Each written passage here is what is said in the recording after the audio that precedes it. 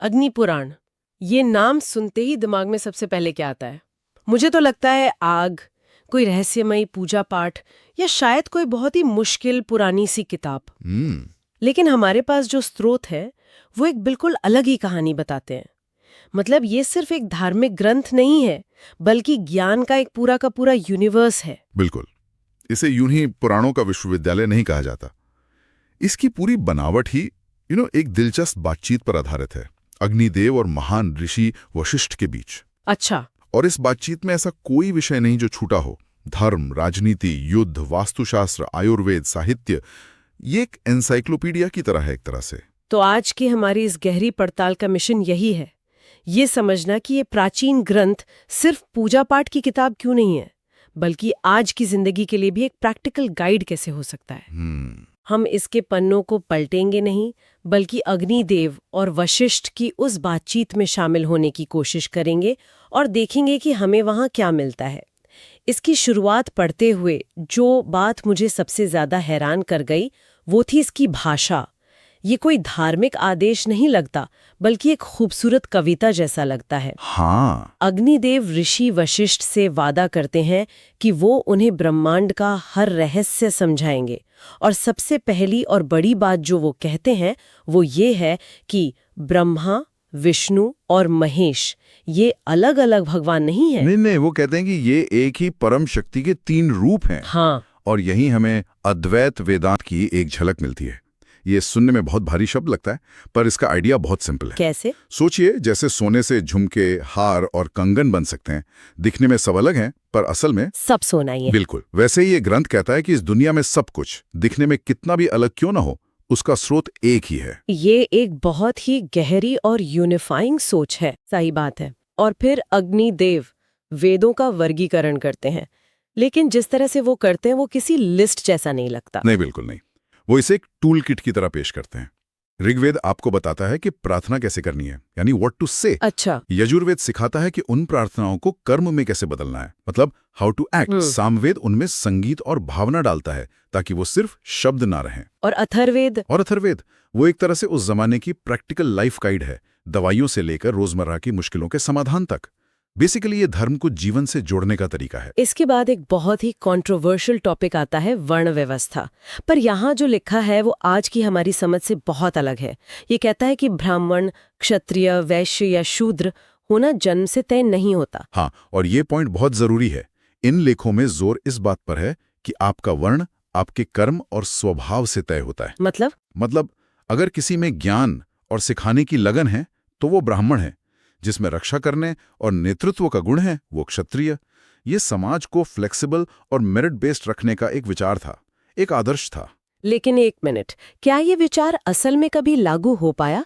क्योंकि इतिहास तो हमें जन्म आधारित व्यवस्था का ही ज्यादा प्रमाण देता है। क्या स्रोत इस विरोधाभास के बारे में कुछ कहता है?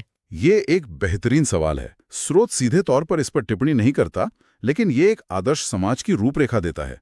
ये बताता है कि होना क्या चाहिए। अच्छा। समय के साथ व्यवहार में क्या हुआ वो एक अलग सामाजिक और ऐतिहासिक बहस है, पर कम से कम विचार के स्तर पर यह ग्रंथ जन्म की जगह कर्म को प्राथमिकता देता है, जो अपने आप में एक बहुत बड़ी बात है। और फिर यज्ञ की बात आती है, जिसे हम अक्सर सिर्फ एक हवन कुंड समझते हैं।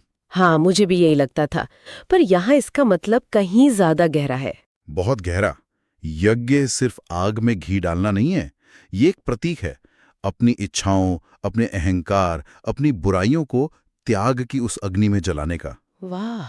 ये एक कमिटमेंट है कि आप जो भी प्रकृति से ले रहे हैं उसे किसी न किसी रूप में वापस करेंगे। ये सोशल रिस्पॉन्सिबिलिटी और सेल्फ प्यूरिफिकेशन का एक शक्तिशाली सिंबल है। और पहले अध्याय के अंत में ऋषि वशिष्ठ एक ऐसा सवाल पूछते हैं जो आज भी हमें परेशान करता है। वो पूछते हैं, हे अग्निदेव, अगर सब कुछ भाग्य या नियति से ही तय है तो फिर इंसान को कर्म करने की जरूरत ही क्या है? फ्री विल वर्सेस डेस्टिनी की ये सदियों पुरानी बहस। हाँ, ये बहस यहीं से शुरू होती है और यही सवाल पूरी बातचीत को आगे ले जाता है। तो एक बार जब ये तय हो गया कि कर्म करना ही है, तो सवाल उठता है कि जीवन जिया कैसे जाए। और यहां से दूसरा अध्याय शुरू होता है, जो 16 संस्कारों की बात करता है। ये सिर्फ रस्में नहीं लगती, बल्कि जीवन का एक पूरा रोड मैप लगता है। बिल्कुल, ये एक तरह का साइकोलॉजिकल और एथिकल रोड मैप है।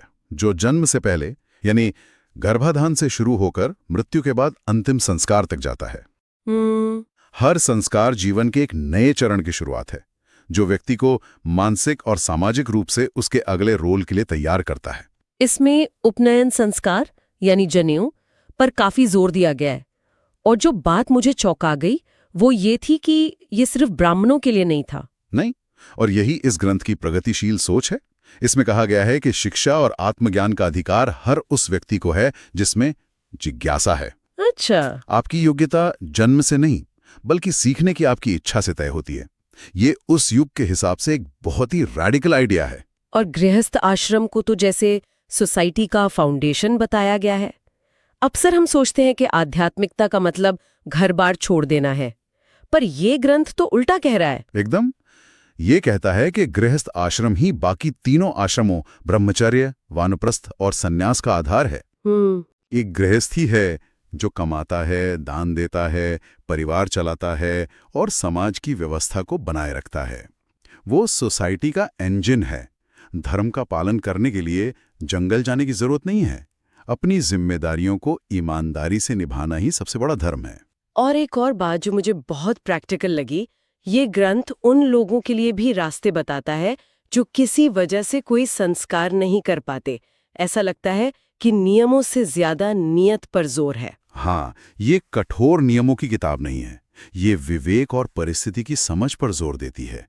इसका संदेश है, आदर्श का पालन करो, लेकिन अगर नहीं कर सकते तो उसका विकल्प भी है।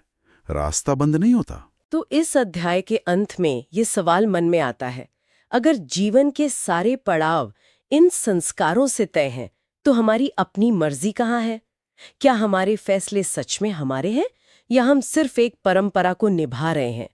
ये फ्रीडम और डिसिप्लिन के बीच एक बहुत ही महीन रेखा है।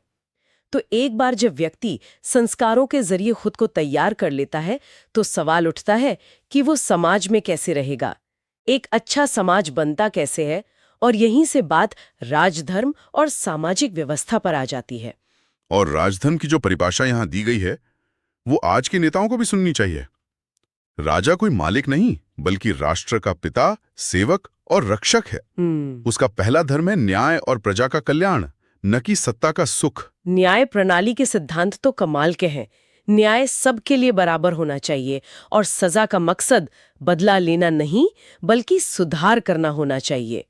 ये सुनने में तो बहुत आदर्शवादी लगता है, पर क्या उस दौर में जब शक्ति ही सब कुछ थी, ये वाकई में प्रैक्टिकल था? देखिए, फिर वही बात आती है। ये एक आदर्श संहिता है। ये बताती है कि एक न्यायपूर्ण राज्य कैसा दिखना चाहिए, लेकिन सबसे क्रांतिकारी बात तो इसके आगे आती है। कौन सी? इसमें साफ लिखा है कि अगर राजा अधर्मी हो जाए, अत्याचारी हो जाए, तो प्रजा को उसे बदल देने या त्याग देने का पूरा अधिकार है। एक मिनट, ये सच में लिखा है? एक प्राचीन धार्मिक ग्रंथ में राजा को हटाने का अधिकार? उस युग में तो ये विचार किसी क्रांति से कम नहीं था। बिल्कुल, ये दिखाता है कि सत्ता को हमेशा धर्म और प्रजा के प्रति जवाबदेह माना गया है। राजा भगवान नहीं है, वो सिर्फ एक व्यवस्थापक है। सही बात है। और अगर व्यवस्थापक ही व्यवस्था बिगाड़ने लगे तो उसे हटाने का अधिकार प्रजा के पास है। ये एक तरह का सोशल कॉन्ट्रैक्ट है। वाह, ये तो बहुत बड़ी बात है। और इसके बाद युद्ध की नीति पर बात आती है, लेकिन यहाँ युद्ध को ग्लोरीफाई नहीं किया गया है। नहीं, युद्ध को हमेशा अंतिम उपाय माना गया है। इससे पहले शांति के 4 रास्ते अपनाने को कहा गया है। साम यानी बातचीत, दाम न्यायते देना, भेद मतलब दुश्मन में फूट डालना, और जब कुछ भी काम ना करे तब अंत में आता है दंड यानी बल प्रयोग। ये एक डी-एस्केलेशन की पॉलिसी है। और एक सच्चे योद्धा का जो वर्णन है वो भी बहुत अलग है।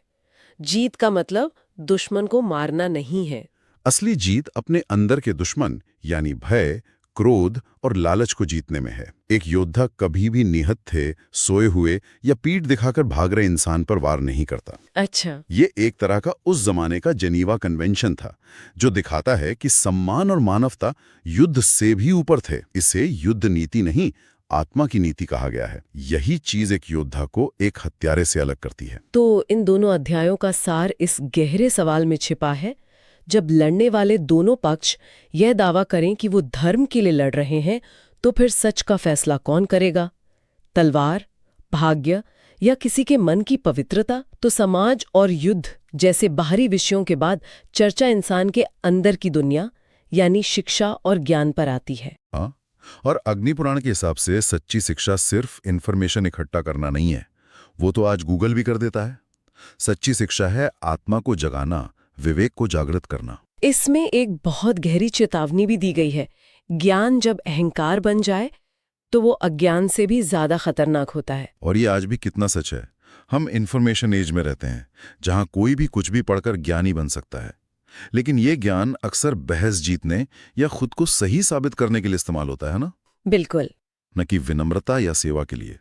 पुराण हमें यही सावधान कर रहा है कि जानकारी और विवेक में बहुत बड़ा फर्क है। Information is not wisdom. और ज्ञान का अंतिम लक्ष्य भी सिर्फ मोक्ष या पर्सनल सैल्वेशन नहीं बताया गया है। नहीं, ज्ञान का असली मकसद है समाज के प्रति अपने कर्तव्यों को बेहतर ढंग से पूरा करना। इसमें एक बहुत सुंदर बात कही गई है। ज्ञानी वो नहीं जो जानता है, बल्कि वो है जो जानकर उस ज्ञान को अपने कर्मों में उतारता है। यानी knowledge that doesn't translate into action is useless. और फिर हम अंतिम अध्याय पर आते हैं जो इन सभी धागों को एक साथ बुनता है। ये कहता है कि जब तर्क थक जाए, बुद्धि भ्रमित हो और ज्ञान बोझ लगने लगे, तब भक्ति और समर्पण का मार्ग सबसे सरल है। यहाँ भक्ति का मतलब सिर्फ पूजा पाठ नहीं है। इसका मतलब है ट्रस्ट एंड सरेंडर। ये मानना कि कोई शक्ति आपसे बड़ी है। और यही मोक्ष की परिभाषा भी बदल जाती है। मतलब मोक्ष मरने के बाद मिलने वाली कोई चीज नहीं है। तो फिर क्या है? मोक्ष है जीते जी मोह, भय, अहंकार और अज्ञान से मुक्त हो जाना। जब आप अपने हर काम को, अपनी हर जिम्मेदारी को बिना फल की चिंता किए एक समर्पण के भाव से करते हैं, वही सच्चा मोक्ष है। Liberation is not a destination, it's a way of living. तो इस तरह अग्नि पुराण का सबसे बड़ा और अंतिम संदेश सामने आता है। इंसान का सबसे बड़ा धर्म है सजगता, माइंडफुलनेस। अपने विचारों के प्रति, अपने शब्दों के प्रति और अपने कर्मों के प्रति सजग रहना। यही सजगता जीवन को मीनिंगफुल बनाती है।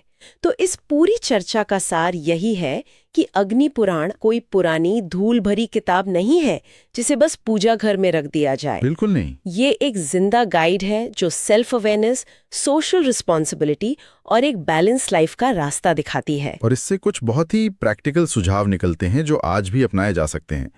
पहला, अपने काम को सिर्फ जॉब या ड्यूटी समझकर ना करें, बल्कि सेवा और जिम्मेदारी के भाव से करें। दूसरा, ज्ञान को इकट्ठा करने के लिए नहीं, बल्कि जीने के लिए अपनाएं। आपकी आत्मा पूजा पाठ से उतनी शुद्ध नहीं होगी जितनी निस्वार्थ कर्म से होगी। और इस गहरी पड़ताल के अंत में हम अपने श्रोताओं के लिए एक सवाल छोड़ना चाहेंगे जो सोचने पर मजबूर कर दे। ये ग्रंथ हमें ये सोचने पर मजबूर करता है कि क्या हम इन ग्रंथों का सिर्फ सम्मान करते हैं या सच में इन्हें अपने जीवन का हिस्सा बनाने की कोशिश करते हैं। आज की इस भागदौड़ भरी, इंफॉर्मेशन ओवरलोडेड दुनिया में इस प्राचीन ज्ञान की क्या भूमिका है? क्या ये सिर्फ म्यूजियम में रखने लायक अतीत की एक धरोहर है, या वो कंपास है जिसे हम सब असल में खोज रहे हैं?